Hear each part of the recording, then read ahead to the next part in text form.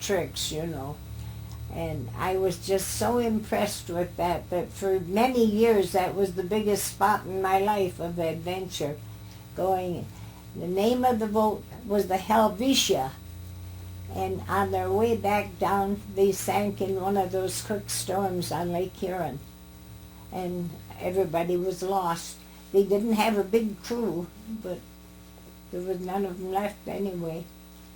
And I have remembered that quite clearly, especially the business about the gallon of olives and how much we looked forward to their coming. Over there, send the word over there, that the Yanks are coming, the drumming everywhere, so prepare, say a prayer, send the word to beware, we'll be over, we're coming over, and we won't. But we moved before graduation, so I didn't get to graduate. And that is with going down and getting your diploma and all that. But anyway, we hadn't been living on the farm very long. We were just getting the garden in good when I had an offer to be hired by the county highway department as a truck driver. Really? So, yes. So you see, this is during World War I, and all the men in Ashland County had gone off to the army in a body, in a company, and there wasn't anybody else. There was a 16-year-old boy that was my helper, and a grandfather of the father of the highway engineer. And so they took me out. I had never been in a car, so it was a new experience. It was a one cubic yard gravel bin on the box, sort of shaped like a V-shaped box, and you tripped it with your crowbar.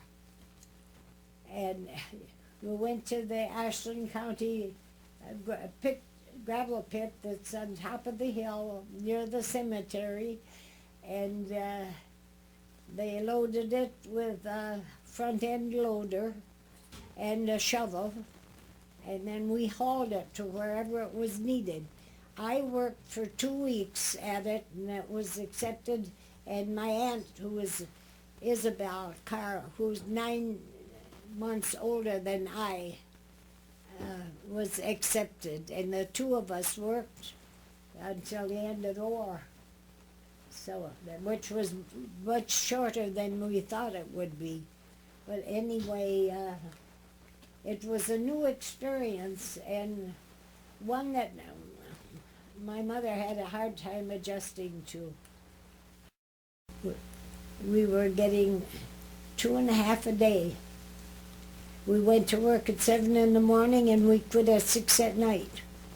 And we drove the trucks from the Ashland, and we went always north. We never went south to Glidden or any of those places. We went over to, well, it was then Cedar Post Office at the top of the Birch Hill, with gravel and signposts and stuff like that. And there weren't many trucks on the road, and the roads were narrow so that you knew enough to move over.